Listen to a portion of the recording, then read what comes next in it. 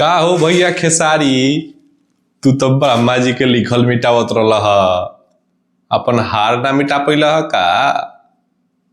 वैसे कहल जाला कि बढ़ चढ़ के ना बोले के। तोहरे हार के हम सबसे ज्यादा इंतजार करत रहनी है।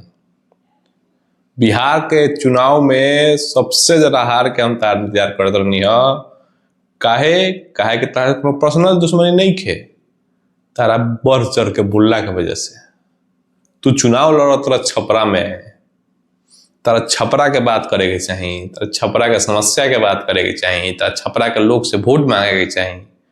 तू ज्ञान देता रह राम मंदिर पर, तू ब्रह्मा जी के चैलेंज करता रह।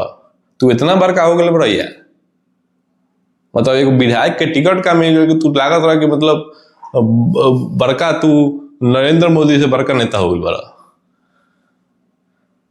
तारा खानी कई जना आई लोग कई जना जाई लोग, लेकिन राम मंदिर वहीं रही या राम जी के नाम वहीं रही।